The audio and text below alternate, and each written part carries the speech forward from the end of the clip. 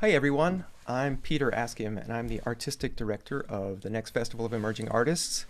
And we've just had an amazing 4-week journey with fellows from around the world, literally 9 time zones from Australia to Scotland to Belgium, tuning in, leaning into this virtual space, into technology, into collaboration, into growing as artists, taking the lessons of the pandemic and moving forward in ways that reimagine what it is that we all do together. And I have to say, it's been totally inspirational to work with so many great artists, so many great mentors, so many great guest speakers, have so many incredible workshops and discussions and the late night discussions with the fellows. I'm just so inspired by them. And I just think we're in great hands with the next generation of artists. So this is from the next Festival of Emerging Artists. This was a festival that I started in 2013 to help the next generation of classical musicians, whatever that means these days, make it in the business. So all of the different pieces of the puzzle that it takes to have a career today in a rapidly changing landscape. And we started a composer workshop with Aaron J. Kernis, who you'll hear from momentarily. And then we have now a composer choreographer workshop with Wray and Derek Bermel. And you'll hear the fruits of all of those activities tonight very shortly. I just want to thank you all for tuning in and for supporting the next festival and for supporting the next generation of artists. We really believe that it's important that this next generation has all of the tools that they need to succeed. So we've had a 4-week festival focused on different themes of business and entrepreneurship, social justice and activism, musicality and artistry, and we're concluding the final week with a focus on multidisciplinary collaboration. And this is the highlight and the culmination of all of that. And we're so happy that you can all join us.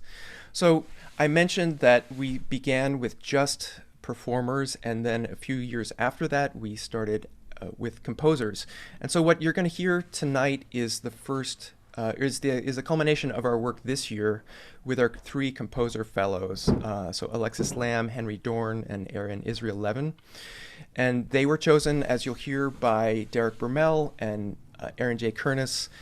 And normally what we do with this, and you'll hear this again from Aaron, is that we give them access to an amazing string orchestra made up of colleagues, peers of theirs, the performer fellows.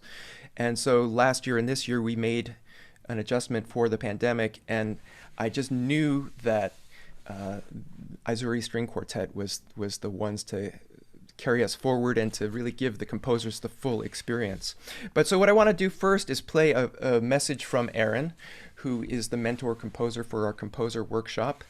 He's unable to be with us live tonight because he's got a premiere in Colorado, and I think that what that says is it's exciting and things are back, and we're not all in our living rooms anymore on Zoom. So let me just share that with you.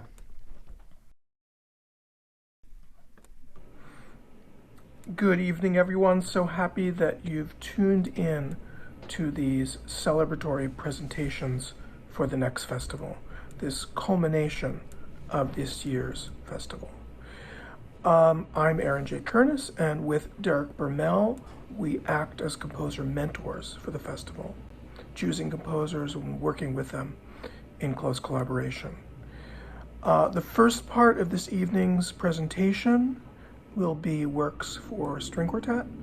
Now, usually when we're working together in person, the string members of the next festival work closely with these composers in short string orchestra works. But this year and last, of course, because of the pandemic, which hopefully will be on its way out soon so we can work together again in person, we've run it remotely. And even though it's been remote, there's been a lot of close collaboration, in this case with the splendid Aizuri Quartet. I've been really happy to choose composers for this, along with Derek, and the 3 composers this evening have written wonderful pieces, all very different from one another, all full of personality and vibrancy. Those 3 composers are Henry Dorn, Alexis Lamb, and Aaron Levin.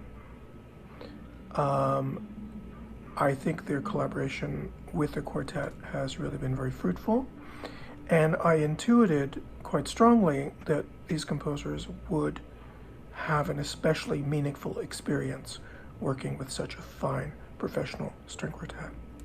So I hope you enjoy this presentation. After the three works for quartet are presented, Wray and Derek Bermel will introduce dance collaborations that the same three composers have been involved in.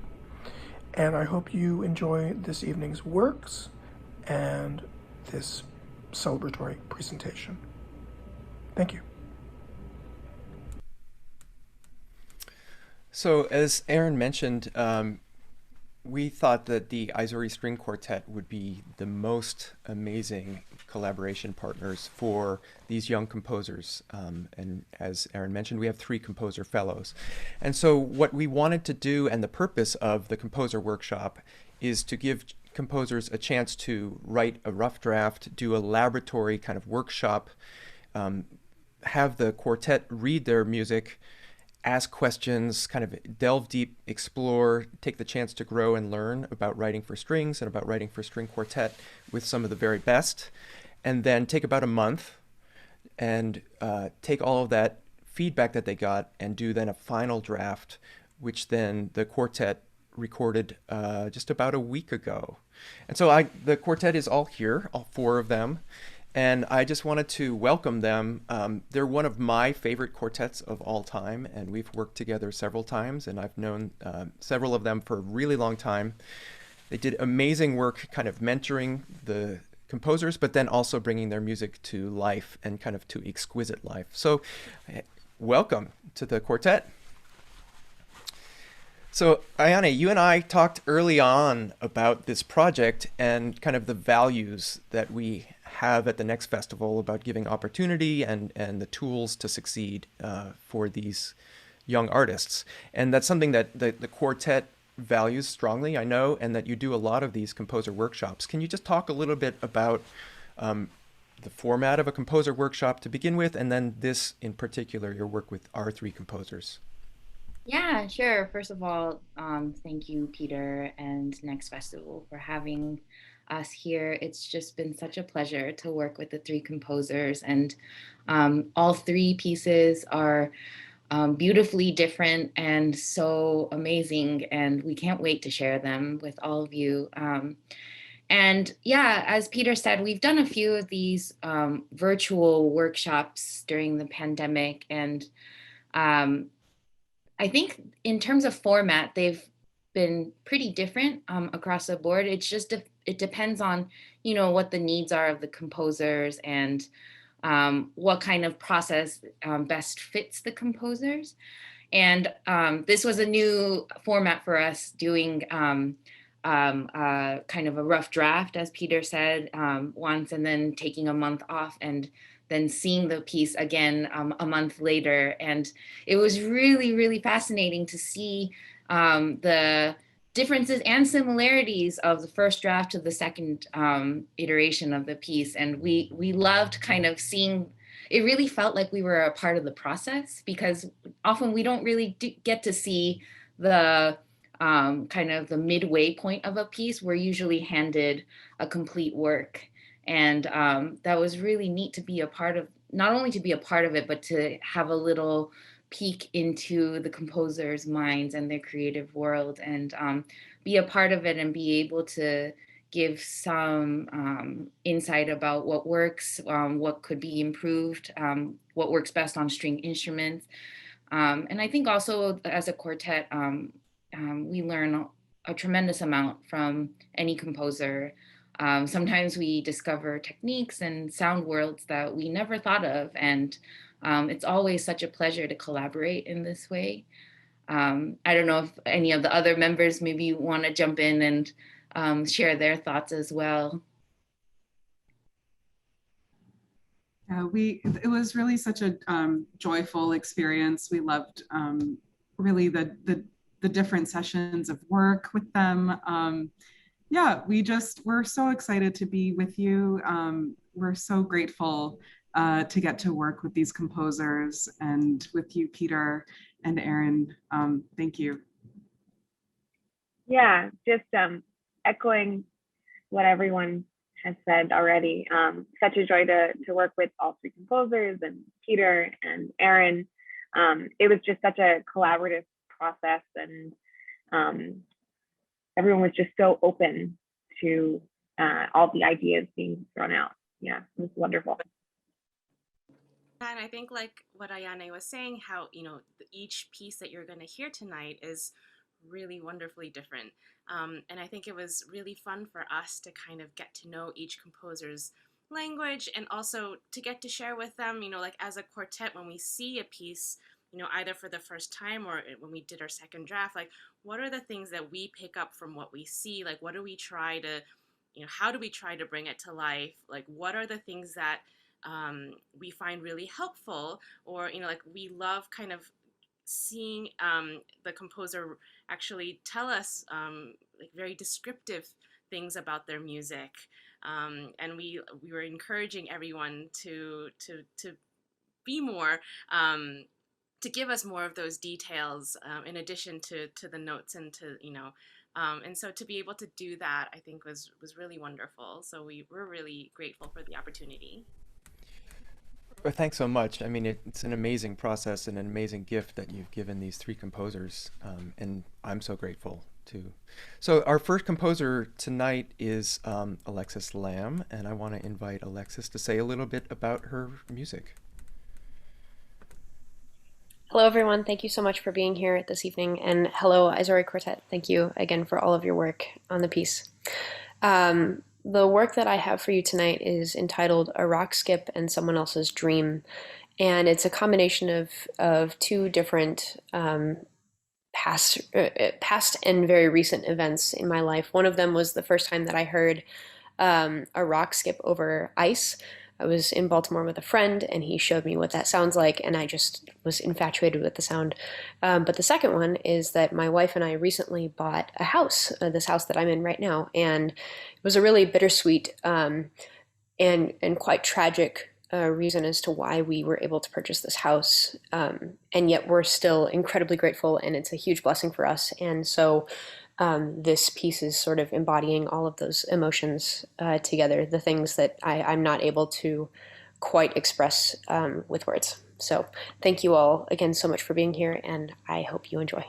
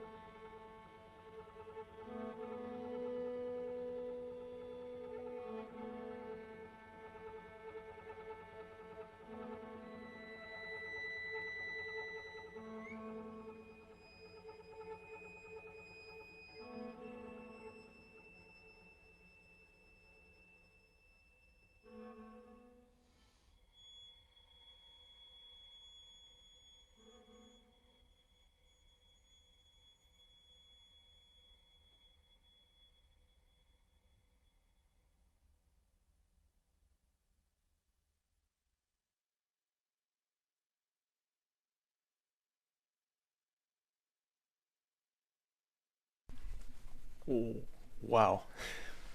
It's just really, really stunning music, Alexis, and I'm just blown away by that quartet.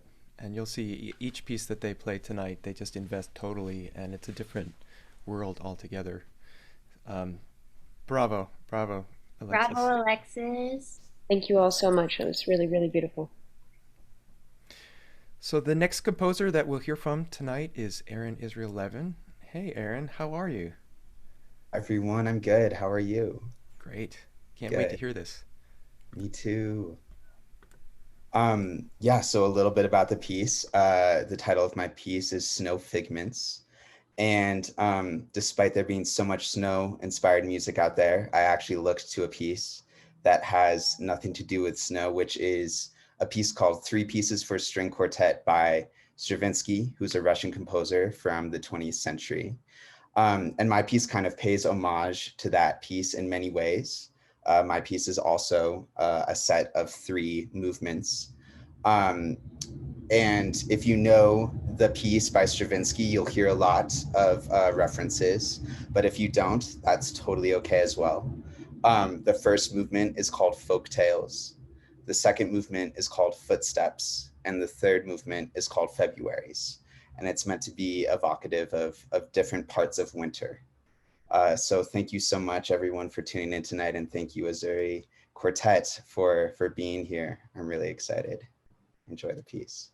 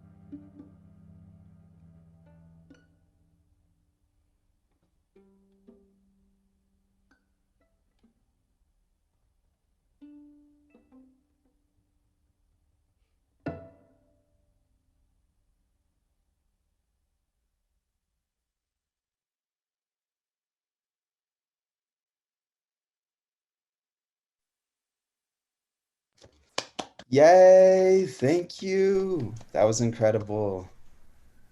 Amazing piece, Aaron. Really amazing. Thank you, Peter. Wow, just getting chills. Hmm. Bravo. Thanks, everyone. You're amazing. Great. So our third composer this evening is Henry Dorn, and I want to invite him on to say a little bit about his piece. Hey, Henry. Hi, Peter. How are you? Good. I'm having a Awesome. ball. Yeah, I wanted to start by just saying thank you for all this. I know that everyone's probably going to be saying that on and off over the next hour, several days, but this has been so amazing for all of us. And thank you just so much for being an amazing person, really. Uh, Um, Thank you. Seriously. And also thank you to Aizuri.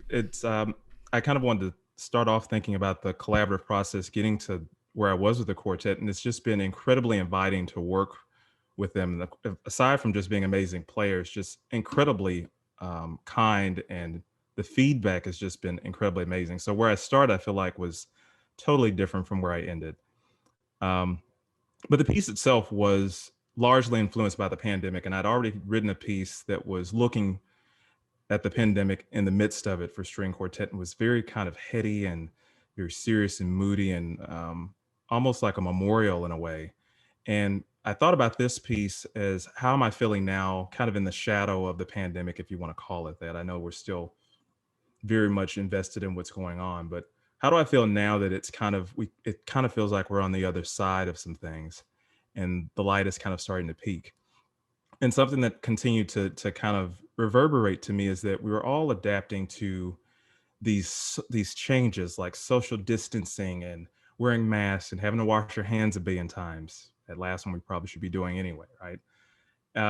But this idea of accepting, being more accepting of the world around us and people around us, it's been a lesson in letting go of things beyond my control. So the title of the piece is "It Is What It Is." I feel like that encompasses every bit of how I feel on the backside of this, which is just kind of have to live in the moment and let go of the things that we can't control, and absolutely find our groove in the things that we can. So I certainly hope you enjoy "It Is What It Is."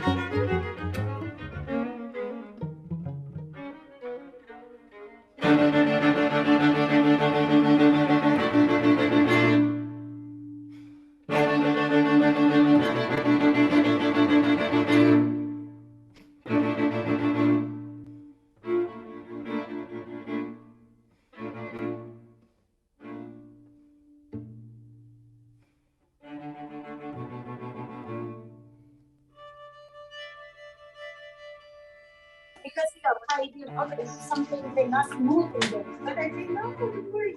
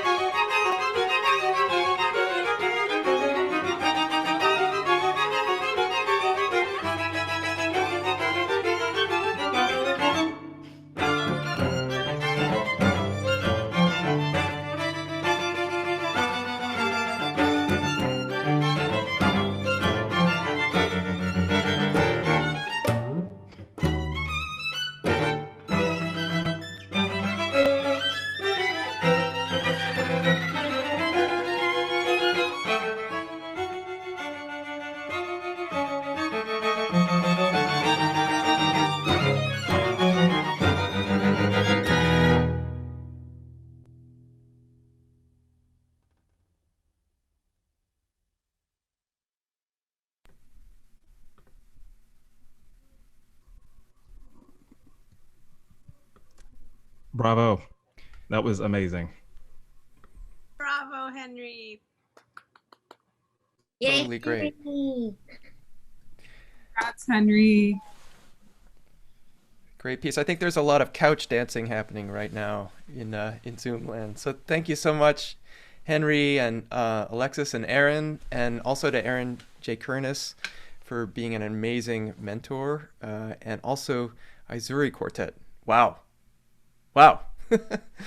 That's all I have to say. I'm speechless, and so grateful to all of you. And it was everything I dreamed of. You've given like I mentioned, you've given them an amazing gift by bringing their music to life in such a detailed and caring and compassionate and fiery way. So I'm so grateful to all of you. For having us, Peter. It's so nice to be able to look back on all of this and watch it together. Yeah, it's really nice to get together and see how it all works. So, and thanks also to Arts NC State, who underwrote this, and Rich Hawley, who made those recordings possible, and Octavan Audio. We're super grateful to them as well, and a quick turnaround. So I want to say thanks once more to the quartet, and as we transition into the second half of our program tonight, I just wanted to mention that this is a production of the Next Festival of Emerging Artists, and we are about helping the next generation of artists and about creating community and helping our field at large. So in March of 2020, we started doing free events targeted to helping artists survive the pandemic. And we had two rules: that everything would be free and available to as many people as possible, and that we would pay our artists as generously as possible. And we continue that to this day from March 2020 until now. So if you're able to support our work, we would love that. We have made our festival completely tuition free for the second year in a row. And we now have 55 different guest artists that we've presented to all of you and to the community. And so we would be very grateful for your help. As we move to the second part of our program, I just wanted to kind of talk a little bit about what brought this about. So I've always been an amazing fan of dance and choreographers, and had a lot of my own music set by choreographers, and been amazed at the process and the things that are different and the same. So what we do as musicians and composers and choreographers and dancers is so incredibly similar in some ways and so incredibly different in another. And I wanted to see if it was possible to come up with a way to really collaborate as composers and choreographers. And so often you'll find a composer writes a piece of music and then the choreographer sets it, or the other way around. And I think it's 6 years ago now, we wanted to try and see if it's possible to work in real time and collaboratively and equally. And one of the things that's been so amazing about the process over these last 6 years is the amount that the dancers and the musicians get involved in the creative process. So what we do is we pair up our 3 composer fellows with 3 choreographers and give them all dancers and musicians, live musicians, and basically let them create and get out of the way. So last year we did this virtually, and we were one of the first, I believe, to do this type of collaboration virtually. And I just wanted to, as I welcome on our composer choreographer faculty mentors, Wray and Derek Bermel, I just wanted to say how amazing it is to have worked with them now for 2 years, and for them to lead this incredible group of young artists through an exploration of technology and all of that, the things that brings along with it, latency and distance, and what are the ways that we can really facilitate close collaboration together. And they've been just amazing to work with. And I'm going to turn it over to the 2 of them for the rest of tonight's program, and they will introduce you to our choreographers and our dancers and our musicians. And I think what you're about to see is 3 incredible, groundbreaking collaborations, all done virtually, all done at a great distance, that really capture the spirit of the times and really push things forward. I also wanted to say a very special thank you to Trevor New and to Morgan Embry, who you will not see tonight, but you will see their work and hear their work. Trevor and Morgan have made all of this possible, and the sound that you're about to hear is people playing in real time together at thousands of miles apart, and it sounds really great. So thank you to Trevor and Morgan, and I want to welcome Esama and Derek. Hi, Peter. Great program so far. And I'm not sure if Derek is there, but... Derek is here. Hi, Derek. Yeah. I think I'm here, but you never really know, do you? I'm wherever here seems to be in the moment. That's a comment for the moment of our times. Yeah, it really is, isn't it? I mean, here we are a year later, right? Okay, so I'm delighted to be back working with Derek again on this second iteration of virtual Next Fest Choreographers and Composers Lab. Maybe I should say it the other way around, Composers and Choreographers Lab, because we are indeed supported by this amazing festival. And there's been such an incredible number of activities that have brought us together with different parts of the industry. And then I do have to signal our attention to one other person who's been really important to this project, and his name's Jonathan Olsbury, Jojo. He came on board sort of as we started to mount the search for choreographers and selecting the composers was done already by another artist. Derek, you have to fill me in. That's Aaron, yes. So Aaron selected the composers. And so Jonathan Osbury, he supported every detail that went with selecting choreographers nationally. So we put out information in many different streams of people's consciousness and and social media and the rest to find people who are interested in this opportunity. That's both choreographers and dancers. So basically, Jonathan was really so helpful in recruiting dancers, and that's, you know, we were just really lucky to have him kind of come in and give his expertise to that, and he did a wonderful talk as well. So so yeah, this is really exciting because we've got these instant collaborations, as it were. They were paired. They didn't choose each other. They were chosen for this opportunity to work with each other. So so I think, you know, the whole thing about collaboration is that you never know what to expect. You have to be open. You have to allow ideas in. You have to allow some of your ideas to go by the wayside. And I think that what I just enjoyed so much about this process was watching everybody grow and grow into a team. And that team was not only the composers and the choreographers, but also all the performers, these fantastic performers who you'll see. Some of them are improvisers. Some who were not improvisers going in became improvisers. And what was just so exciting was to see all these different voices, these four streams: the composers, the musicians, the choreographers, the dancers, each make contributions of their own, which, you know, with a lot of depth and sensitivity to what everybody else was doing, and really leaving space for other people in the discussion, having empathy for other people's points of view.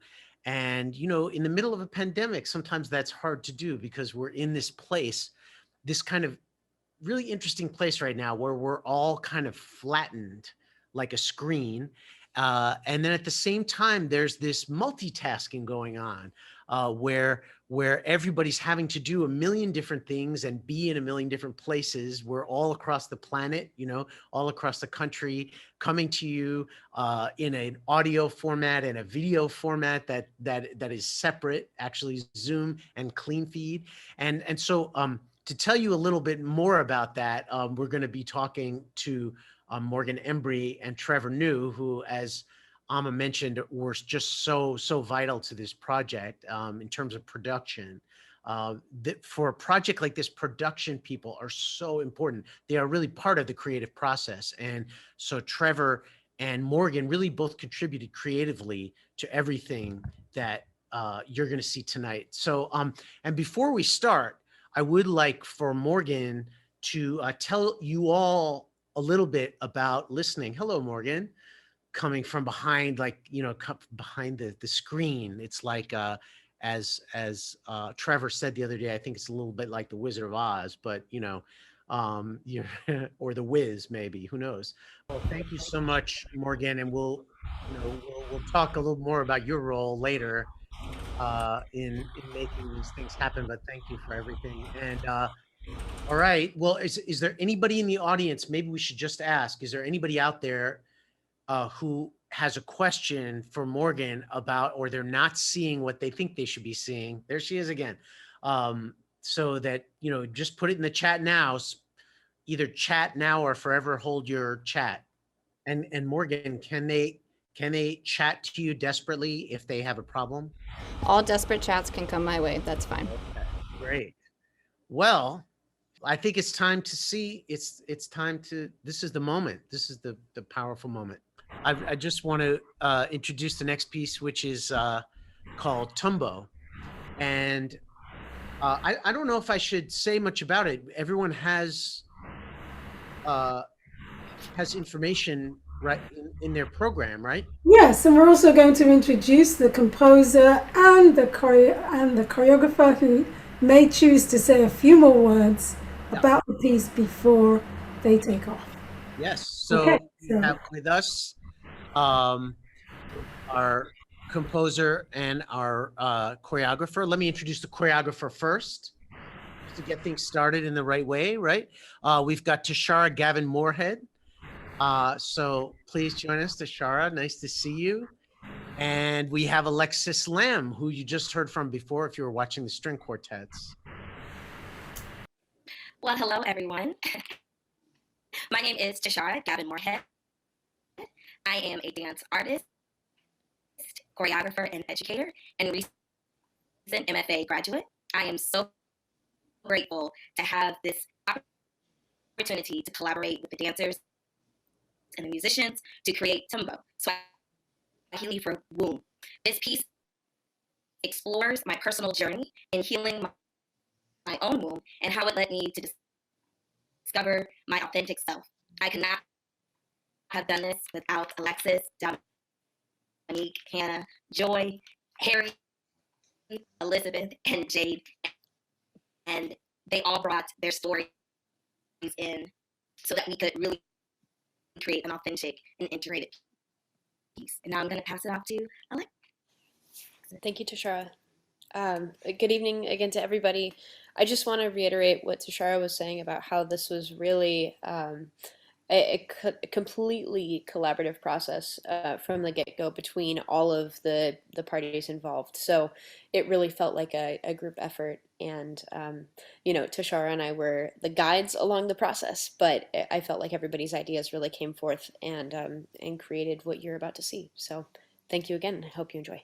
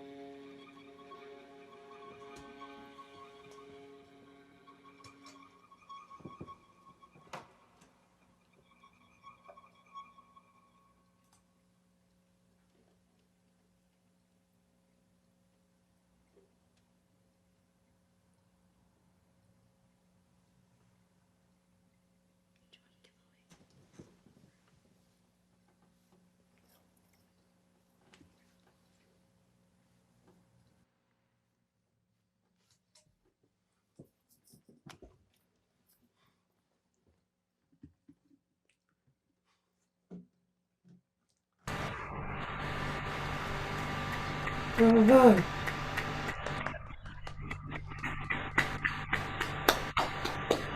Fantastic. Thank you all so much.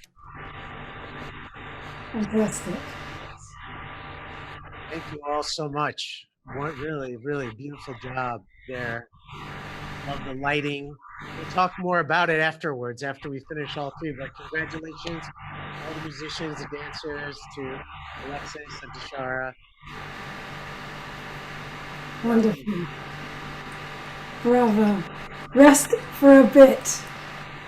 And so that's an example of one composer choreographer duo. So we have two more. And so next up is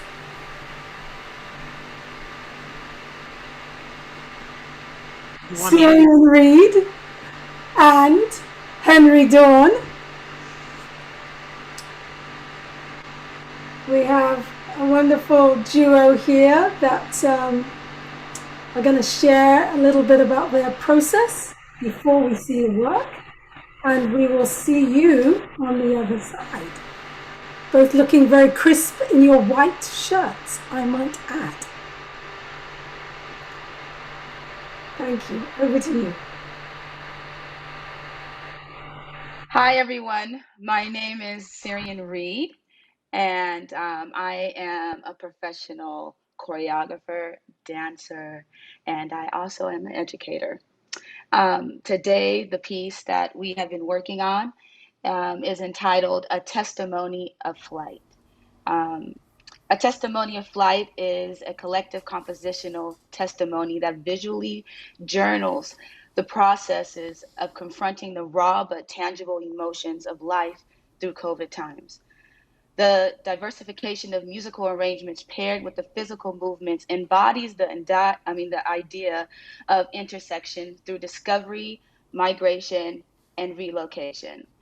We must all create our own paths to uncover our new renewed spirit during this unprecedented times, continuously thriving to find resolution in everything that we pursue. During this process, it's been definitely a blessing. I've had the pleasure of working with one of the dopest composers, Mr. Henry Dorn, and the cast was awesome, the dancers, the musicians, and I'll let Henry go with it.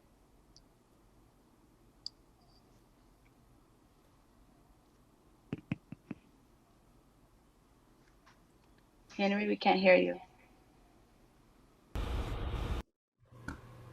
This is exactly what Trevor told me not to do. Thank you, Trevor. You're the man.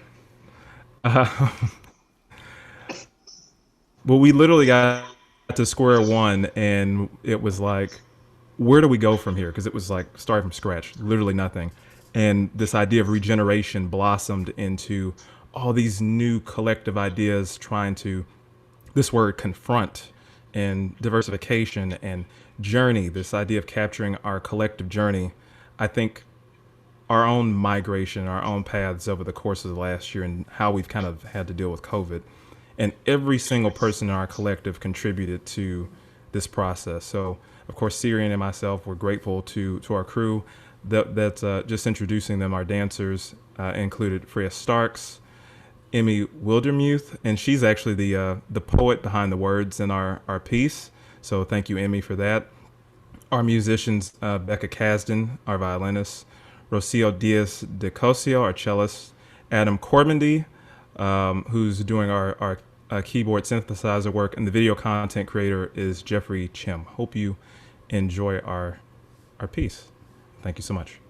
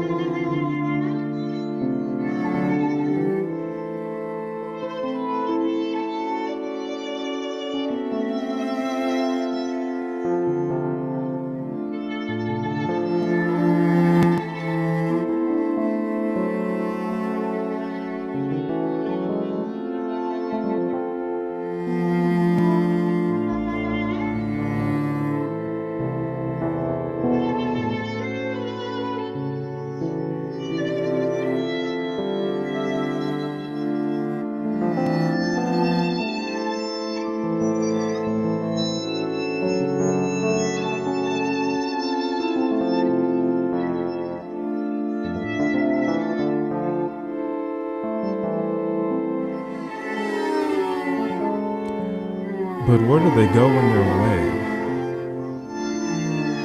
When the aching chill of changing air brushed over folded wings, and they take to the open skies, never stopping, always pushing on, until the memory of that which they once called home, that which was once so familiar, is consumed by the space left behind and the roaring flutter of ceaseless flight.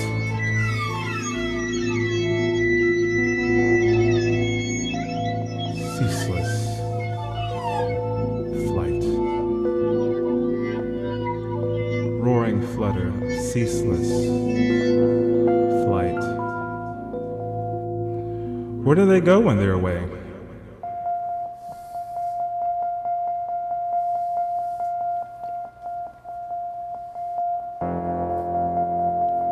When their empty nests fall, twig by twig, onto the browning grass below,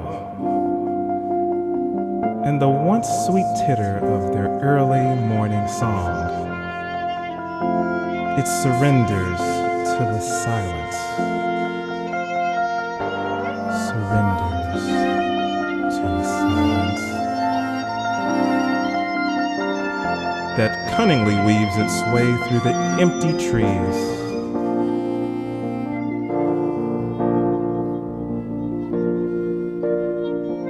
The early morning song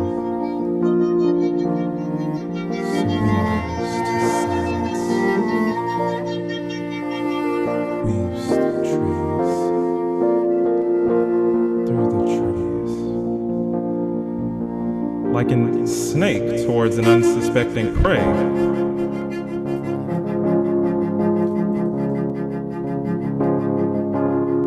Cunningly weaves its way, surrenders to the silence.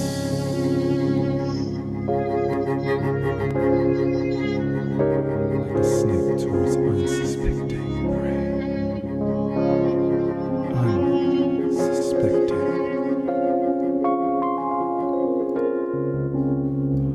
Where do they go when they're away?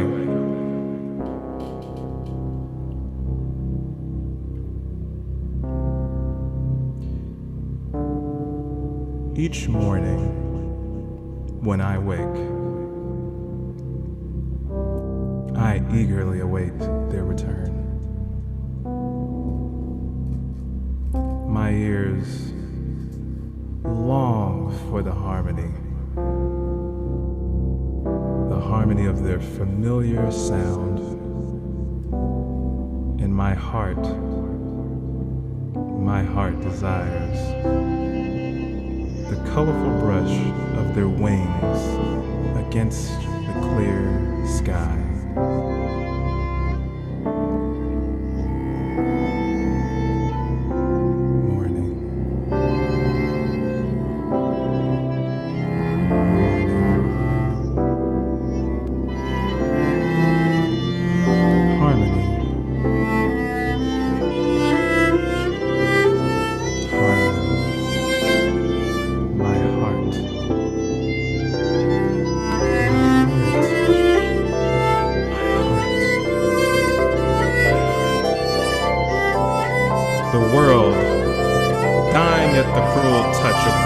Weathered hand is so cold and empty, so empty,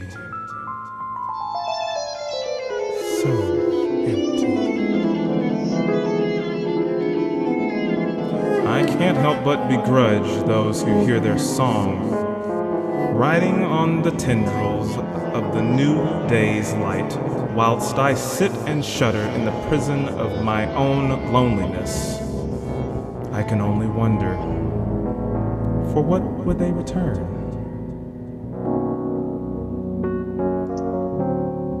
For what would they return? For what would they leave behind?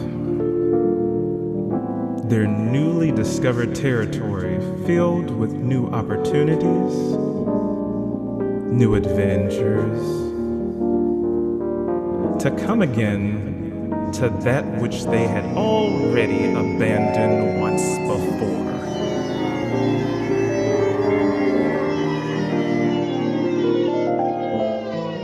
New territory,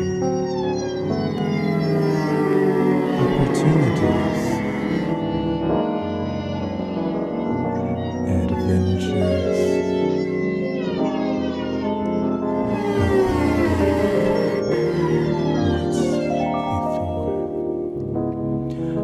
but am I a fool to hope?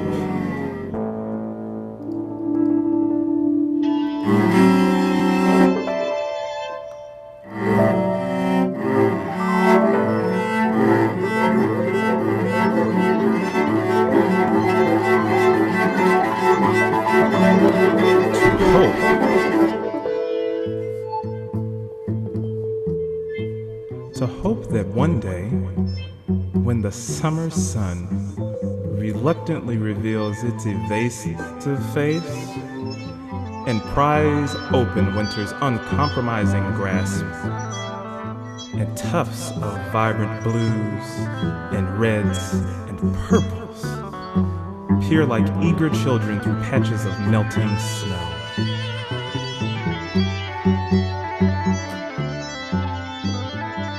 The summer sun, tufts of vibrant blues and reds, purples.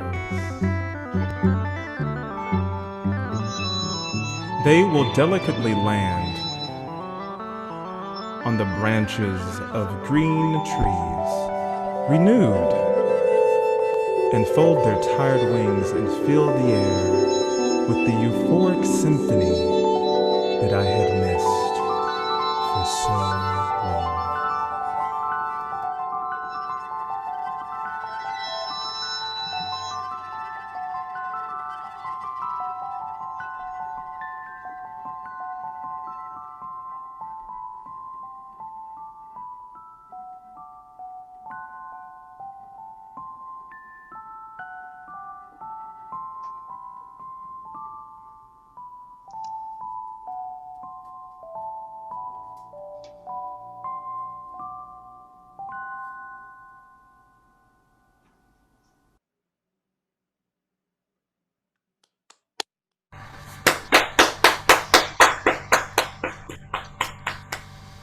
Beautiful. Beautiful. Awesome job. Great. Whilst we're all gathering, we were supposed to really give a little moment to recognize the incredible collaboration that all of the artists have experienced in Trevor Mew and Morgan Ambry. If you're there, Morgan, if you're there, Trevor, would you please just show up for a moment? Because I think it's really important that we just touch on what it is that you have been doing this past 3 weeks in order to engineer and co-create with these choreographers and composers. They would not be able to present today's work without you working, weaving, sewing, and so on. So, Trevor, give us some insights. Yes, thank you so much. It's really been it's really nice to hear everybody doing this in this performance. I mean, we've had rehearsals and figured out so many different things. It's really fantastic to see, and really amazing job, everybody. Really great to see you move in the music that you're making. What I kind of did was kind of make the make the train tracks for all of the audio in a way. So everybody has their own link, and I have a very large network on my computer that takes everybody's individual audio and sends it to all the different places, so I can create virtual rooms. And we can think of it as kind of like Zoom, except it's like you're in the room with everybody. So like you can, in a clean feed room, you can clap together, you can play together, and additionally, of course, there's like a lot of other things happening in the computer, but like a little pit stop in Ableton to pick up some effect as well. And yeah, it's been a really interesting creative process figuring out how to play with the latency. So if you can imagine playing in a space where occasionally as you play a note and then the timing's a little bit different between the musicians and the choreographers. So what they're all doing is really an amazing thing, which is sensing the time using your sense of space, your musical sense, and adjusting so that what we hear is completely synchronous. And that's a pretty amazing feat. So really great job, everybody. Morgan, before we go on to the last performance, can you just give us a sense of your role in all this? Because you're also the two of you, as we said before, kind of the Wizard of Oz is behind the curtain.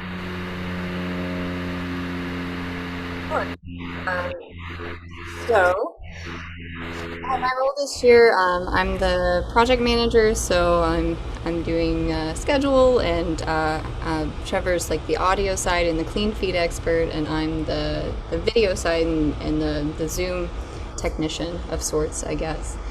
So making sure that is that's up and running. I'm also a lighting designer, so I helped with making sure everybody was lit in a way that was Zoom friendly and webcam friendly, because there's a trick to that. And I'm also a dancer and choreographer, so I tried to help whenever I could, as far as helping streamline and helping with location scouting if needed, and how to make the best use of your space. So that's basically what I did. I was just a little here, a little there, however needed. Absolutely essential. And I think one thing I'll just add is that this process, we started off all scattered, right? Working with this new way of playing, of showing up to these spaces. And then I've noted how we've become, I guess, easier at ease with the protocols of how we show up to the space and prepare to then rehearse, right? First, it was we were very discombobulated, but both of you have a very measured, calm register that just enables us to be fussy and get to where we need to get to. So extreme gratitude to you both. And of course, both of you brought your artistry to all of this in extreme ways as well. So thank you. Yes, thank you both so much. And now we're going to go on to our last presentation. And so we're going to hear from Megan Flynn, choreographer, and Aaron Israel Levin, composer, in their piece Seeds of Connection. Hi, Aaron. Hi, Megan. Can you tell us a little bit about we'll let you sing it in. Sure. Hi, I'm Megan Flynn. I am a dancer, choreographer, and educator based in Philadelphia. And I am delighted to be paired with Aaron on this project. And I'll let Aaron continue. Hi, everyone. And I'm equally delighted to have been paired with Megan. So one of the prompts that we were given at the beginning of this process was this idea of regeneration. And the metaphor of seeds, plants, and growth kind of came to mind for us. And so on my part, sort of the music kind of grows out from a small seed, a small musical idea, and eventually unravels into something much larger while maintaining the identity of that original kernel. And underneath the surface of this dance is the desire for connection and knowing when it is time to root or to grow. And I just want to acknowledge our ensemble of collaborators. We have Heather Dutton, Abigail Linnemeyer, Brendan Woods, Danielle Ryan, and Jade A. Hales. And this is Seeds of Connection. Enjoy.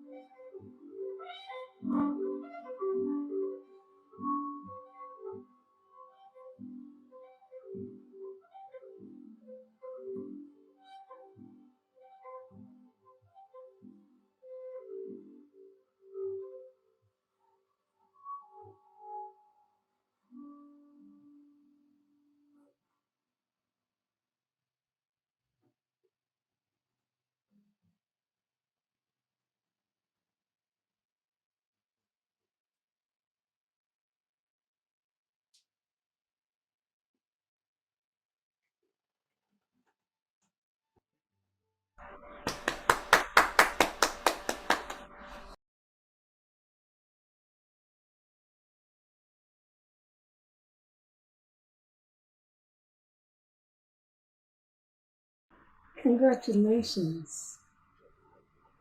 So, we have time for a short Q&A. And if all of the artists are able to come back, that would be superb. And are you all share for the audience whereabouts you are in the country or maybe outside of the country? That would be great. Let us know where you are located. And audience, you're please welcomed to do the same so we know where you are engaging with us from. I just saw Brooklyn, which made me homesick. It'd be great to have one conversation because this has been extraordinarily rich in layers. So we are open to the audience also being with us. So if you wanted to share your presence visually, you're welcome to do so. And we invite any questions or comments in the chat. And if anyone has seen any questions that I'm not tracking, please also pull those up. I would like to actually start with a question for all the groups. Started here, but as Amma mentioned, please add your comments, add your thoughts. We would love to hear from you. But I'd like to add just ask each group what did you learn through this process of collaborating? Because this is really, it's a very special kind of opportunity to have so many great exponents for your work, and also for you yourself to have to kind of quickly get to know another artist's creative potential and to kind of have to meld minds with them really and come up with something so quickly as you all did so successfully and in such different ways. So maybe we could start with the first group with and ask Tashara and Alexis how this process went for them, and maybe just describe a little bit about the challenges, but also the rewards. Absolutely. Can you hear me clearly now? Is that better? Oh, great. I would say that I felt like this process was really about building on the skills that I am interested in going further with. So how to communicate with musicians, an idea that is felt in the body, and being able to articulate that.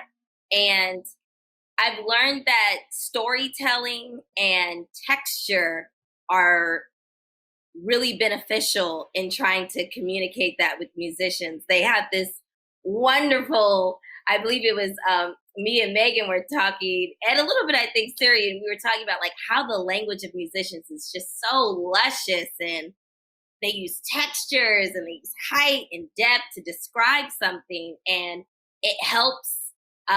It was helping me to understand my movement better. So that was definitely a plus in this process, to gain not only more language skills with collaboration, but also in a different ways to view and feel my own choreography. And I would say overall, our process was an arc. We started from a seed, like a seed, and we grew into a tree. And that point of right before you get to the earth, that seed needs to push through. We had our moment of resistance and feeling, and then we pushed on through it. We pushed on through the earth, and we grew, and we got trees, we got flowers and fruits hanging low. So that's how I would describe it. I'll pass it to Alexis. Yeah, I feel so many of the similar things that you were just talking about. I think for me, my background is in percussion, and one thing that I was always sort of instructed to think about is how you sound is based on how you move. And I hadn't ever thought about that in relation to what it would mean to work with a choreographer, and how the musicians can also embody those similar ideas, whether you're playing percussion or violin or viola or bass, in our case, and how we can all work together, and we're not as separate in our arts as we think we are. So I also learned a lot about being more of a guide, and accepting when something wanted to go a different route and working with that and actually cultivating it into something much more beautiful than what I was initially imagining. So I credit everybody's efforts to bring this all together and make it really what it was.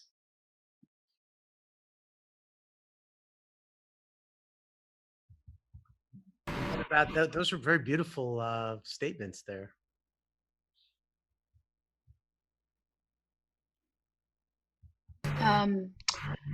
For group B, I think that the whole process was challenging, and it was exactly what I needed at this point in my life and in my career.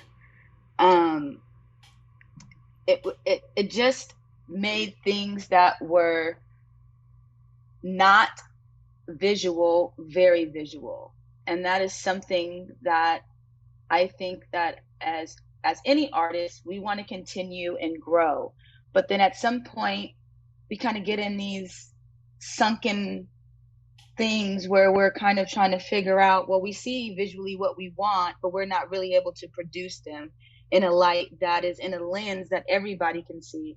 And so I think that coming out of this situation, I've learned that yes, as a performer, you have that lens and the audience is another lens.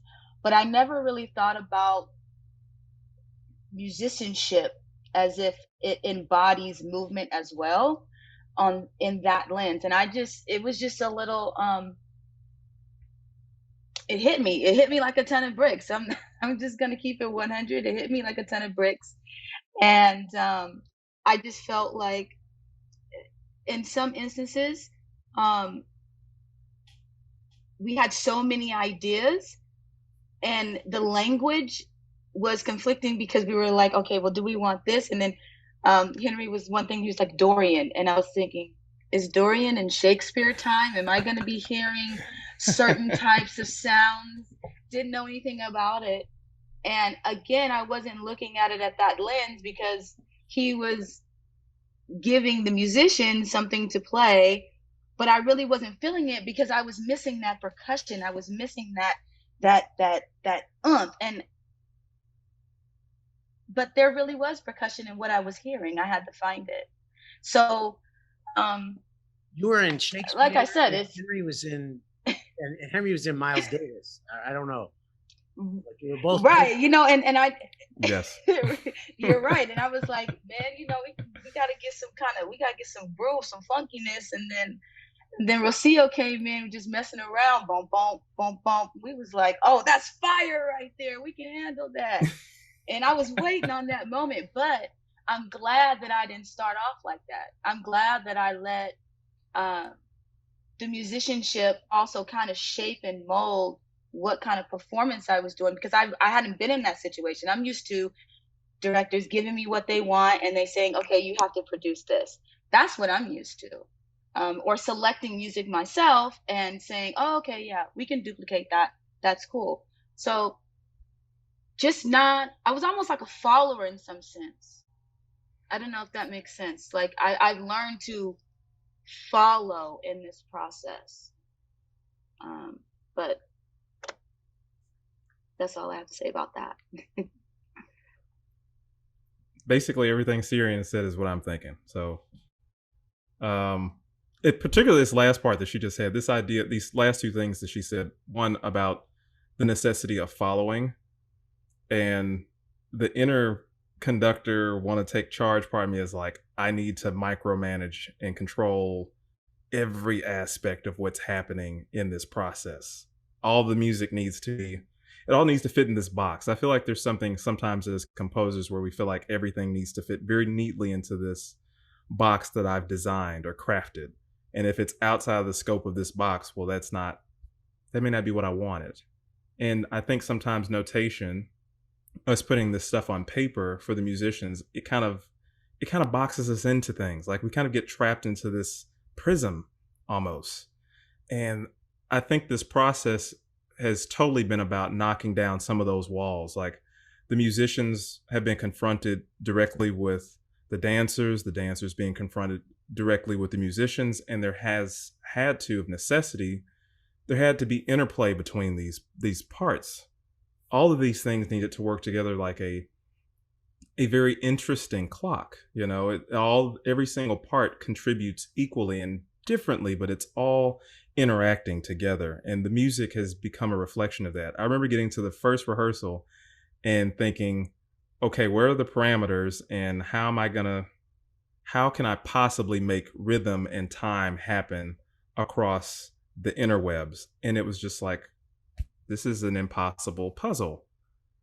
And yet somehow through that, like, for example, what Sirian was pointing out, me asking the musicians to play Dorian, like modally, using these different scales and chords and these different ideas, and even doing some things that they were uncomfortable with that are kind of like jazz centric and improv and just breaking out of the box. This entire experience has been about breaking out of the box and trying different things. And that's been so incredibly rewarding, I think, for all of us to be a part of.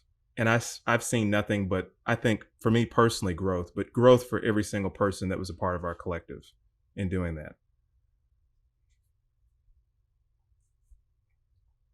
And that's my TED Talk. Fantastic. Aaron, Megan. I'll just start with the fact that this collaboration was happening over Zoom. And for me, collaboration usually is about gathering people into the same space and building relationships in person.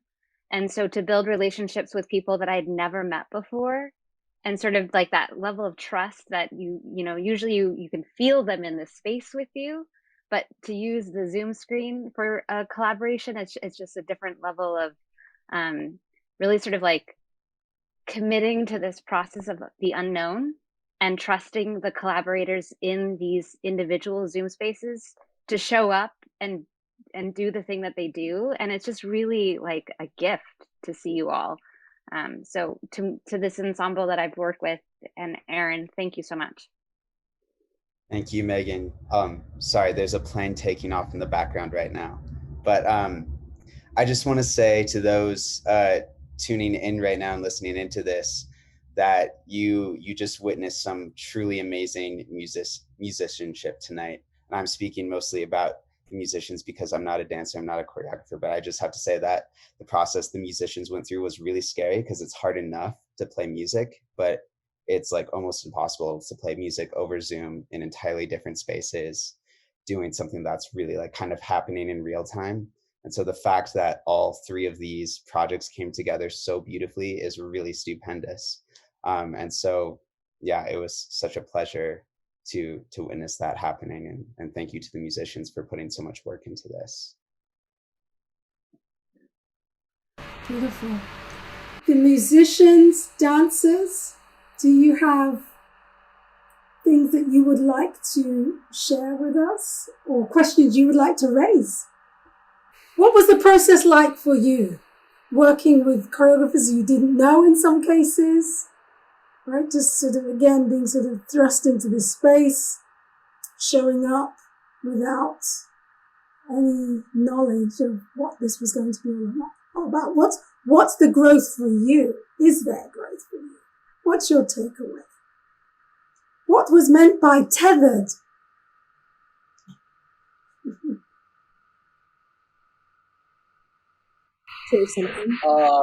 Go ahead, Emmy. Go ahead, Emmy. I have always been very interested in the world of musicians, and I think that being able to create music out of nothing is so beautiful, and it's something I've always admired. It was really exciting to be part of this festival, and y'all really just proved that atmosphere was very good. You all also talented, and it was really amazing to be able to see the process behind them, like what I really felt that the first session we had when we weren't really sure which direction we were going to take it, so it was just kind of a guided improvisation, and being able to improvise while the music was also coming out of a place of improvisation was so like inspiring, especially since we've all been apart from each other for so long. Being reinvigorated in the art form that we all love to do. It was just, thank you so much. I just want to thank everybody for this opportunity. Can I ask about the images that were used? Who created those images that you used, Syrian, Megan? Where did that come from? One of my old students. Yeah, one of my old students. He wanted to do more intersecting with dance, and he's in his, I tell him all the time, you have a lot of potential. He's not a dancer, but we were trying to figure out different ways that he can still live as a dancer. And so that was one of the things, is like creating video. He does awesome work for video and photography. So I just said, let's try to integrate it. Let's figure this out, because I know you really want to dance, but you may not be able to be a professional dancer, but maybe you can find a job some other kind of way. Let's figure it out. And so that was how we did that. As far as inspiration, it was definitely Emmy's poem. I mean, and the conversations that we had in our group before we were in our actual breakout groups about regeneration and what does that feel, and just words and descriptive words, and I just threw out some things, and I was like, okay, do your thing. And that's what happened. Well, we probably have to wrap it up right about now, because we've been going for more than 2 hours. The composers have given us so much beauty to listen to tonight. Thank you, Alexis. Thank you, Aaron. Thank you, Henry, for those three beautiful quartets at the beginning, which got us off to such an incredible start. And then the choreographers came in and just brought it over the top. Thank you, Syrian. Thank you, Megan. And thank you. Where is, Tashara, she's right there. Okay, thank you, with the party hat. Thank you to all the dancers. Thank you so much to, I want to thank everybody individually, but I just want to thank dancers, musicians. It was so inspiring for me to work with you. I learned a lot as well. I'm sure Amma would agree, but I'll let her have the last word here as we wrap up tonight. Thank you all so much. And I would just say that last word is to, again, thank Peter, ask him for the courage to do this, even at a time where people are going back into real spaces, because I think there's some amazing things that are ripening in this space, and we've seen the difference between 2020 and 2021, where so much architecture has been and time has been invested, and more is to come. So I look forward to what you decide to do in 2022, and I hope all of your funders and supporters just recognize all of the work that you're doing with professional development. You're giving so much. So bravo and thank you. Yes. Thank you. Yay. Yes. To Trevor and Megan. I'm sorry, Trevor and Morgan, we have Megan. Now we got Morgan. Where's Morgan? There's Brandon, but I want to see more. Oh, there's Morgan. Hi, Brandon. You've also been a great audience member. And so thanks to the audience. Thanks everybody for tuning in. And what a great way to wrap up the festival. And so safe travels, be safe, everybody. Remember, we're still in a very dangerous time, but that's where artists live. We live in that place. So breathe it in, breathe it out, and let's keep on going. And I just want to say thank you so much to everybody. There's just so many people to thank, but to Asama and to Derek and to Morgan and to Trevor and to Aaron Kernis and Aizuri Quartet and all of the amazing composers and choreographers and dancers and musicians. And by the very nature of what we do, everybody is an amazing partner in this whole process. And I want to say thank you to our audience and to all of our fellows for an amazing 4-week journey together. It's really been staff, something staff, amazing. Too. Absolutely. God, they did incredible work. So many people made this happen. So Steph and Liz and Holly and Jamie, I'm just so grateful because this is a huge undertaking, and we've touched a lot of people's lives. And thanks to the audience for joining in. If you like what we do, please consider making a tax-deductible donation. We're all about providing content and support for audiences and artists, but also about paying our artists. So be safe, everybody. I hope to see you all in person for 2022. I'm buying everybody plane tickets. Let's all party in the same place. Okay? Thank you so much. We're going to stop the live stream, and I invite all of the fellows to hang out for the after party. Thank you so much, everybody. Congratulations on a beautiful evening and an amazing 4 weeks.